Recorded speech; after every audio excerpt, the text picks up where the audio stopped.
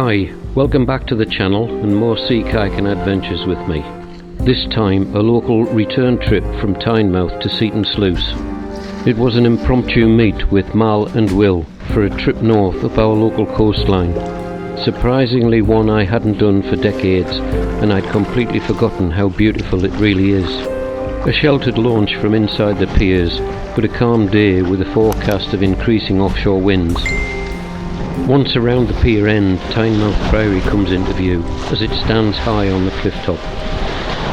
Despite a calm sea, the seabed outside the North Pier can give some interesting conditions, and if you're lucky, some playful reflected waves as they rebound against the wall.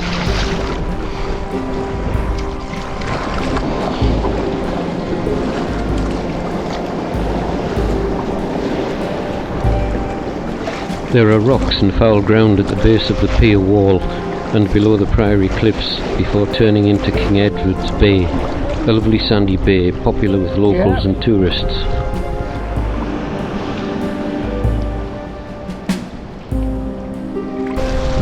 My boat, the Atlantic, simply wouldn't be happy without a bit of abuse as I take a shortcut through the shallow rocks.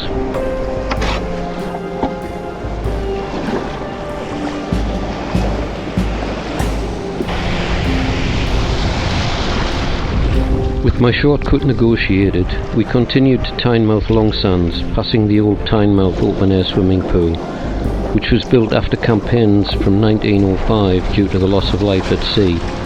It opened on the 30th of May 1925 and closed in the mid-1990s.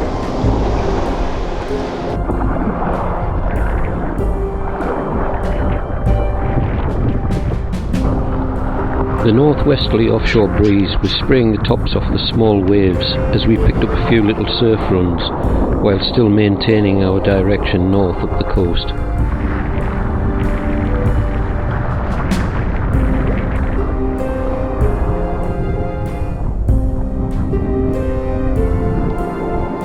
Beyond Tynemouth Long Sands, we turn the corner through the small rock arches on the point, then on leading into the old fishing village of Cullercoats.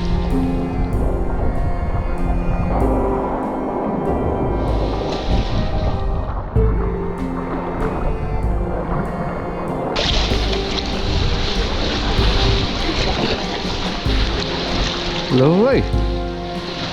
Not quite Shetland like.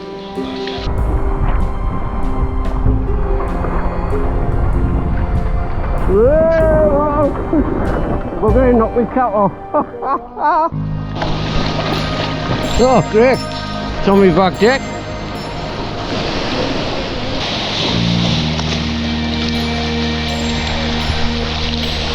It's hard to imagine the Bay of Cullercoats had over 80 fishing cobbles operating from the tiny harbour during its heyday in the 1800s.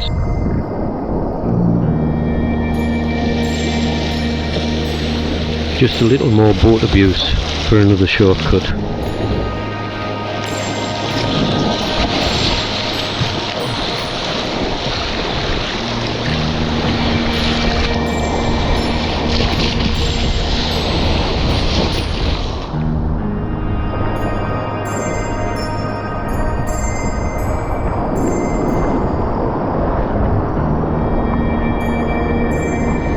Then on passing the sea defences at South Cliff and Rock Cliff before reaching Whitley Bay. Will was keen to point out the evidence of the old Victorian swimming pool carved directly out of the rock. Oh no, you're joking, I hear you say. Not more boat abuse.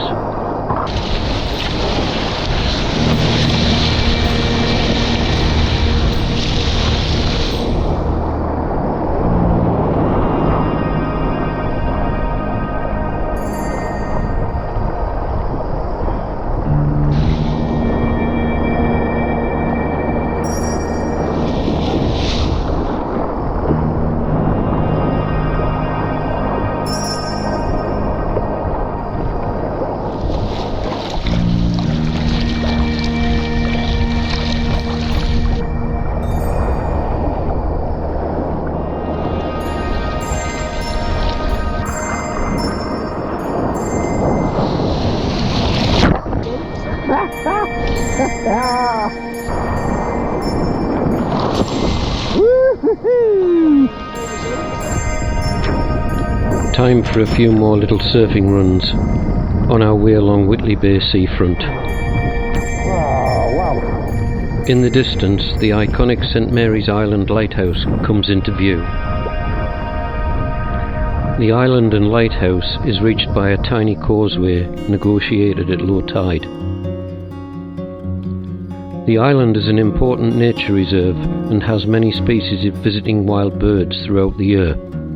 It's also a regular haul-out site for grey seals throughout the year, and their pups arriving around this time of year.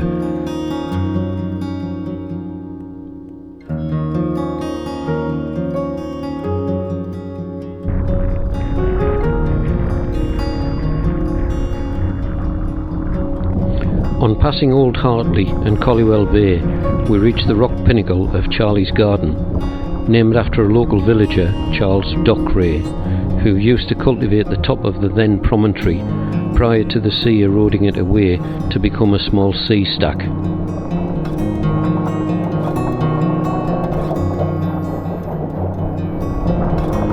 Seaton Sluice played an important role providing a once thriving harbour on the Northumberland coast, rivalling the ports of Blyth and North Shields. Just over 200 years ago it became the centre of a flourishing coal and glass trade, exporting to Western Europe. The winding Seaton Burn which formed the harbour was prone to heavy silting, and the problem was tackled by Sir Ralph Delaval. He tackled the problem in 1622 by building a pier and sluice gates to trap the water at high tide and release it at low water, thereby flushing sand from the harbour, but this restricted the loading of ships. The harbour remained like this until 1760, when Sir John Hussey Delaval had a 900-foot channel blasted through the rock to the sea, creating a straight channel with gates on either end. This would allow continuous use and loading of the ship with glass bottles and coal. The cut has now been filled in on the seaward side with the demise of the coal and glass industry. Local artist Tom Newstead collects various bits of flotsam and produces amusing artwork around the village, like the doll and mermaid in the cut.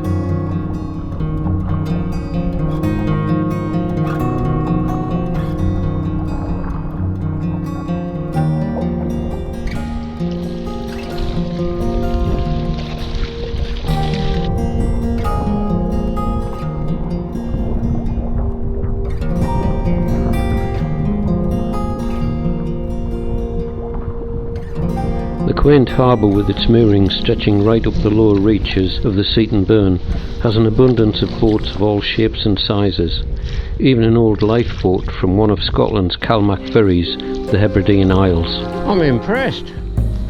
Lovely.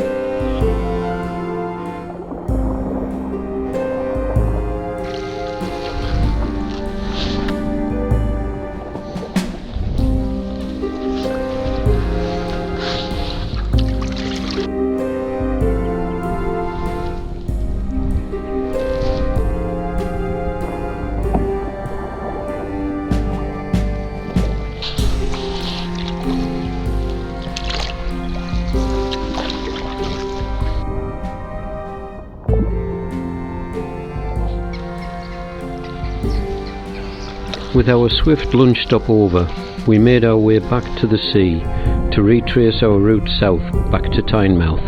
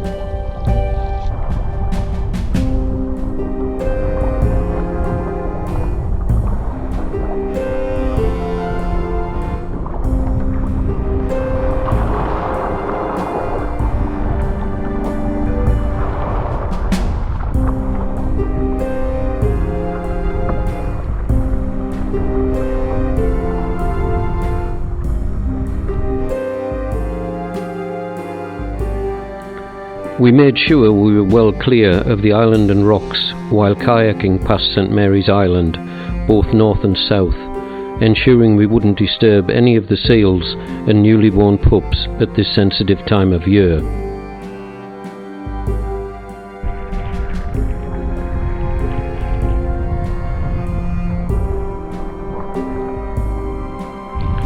Continuing south, we passed the iconic dome of Whitley Bay's Spanish City.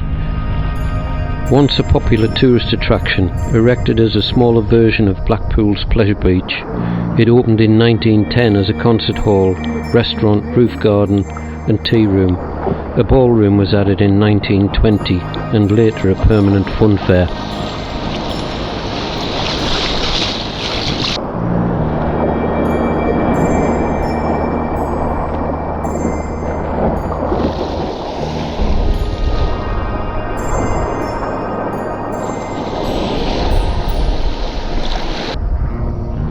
We were soon back to Tynemouth Long Sands and heading towards the Priory and onto the North Pier.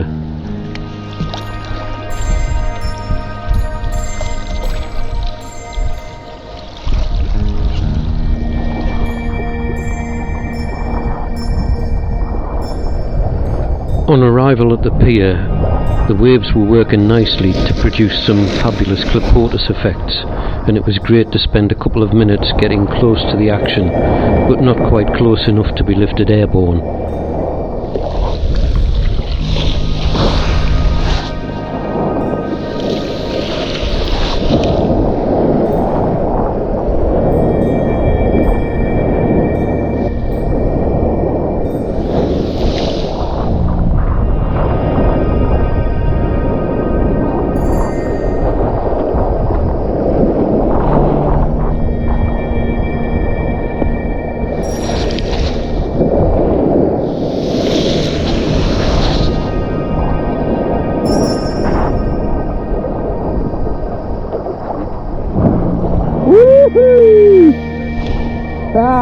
Fantastic!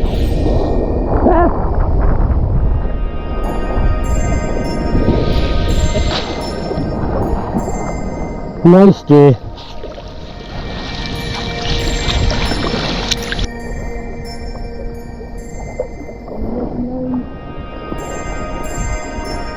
With playtime over, and after having a fantastic day, we headed into the sunset as we rounded the pier end.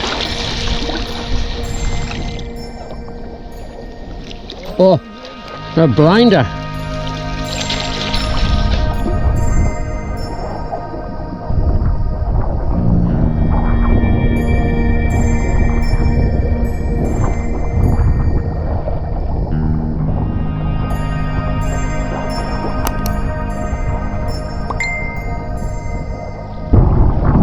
Brilliant.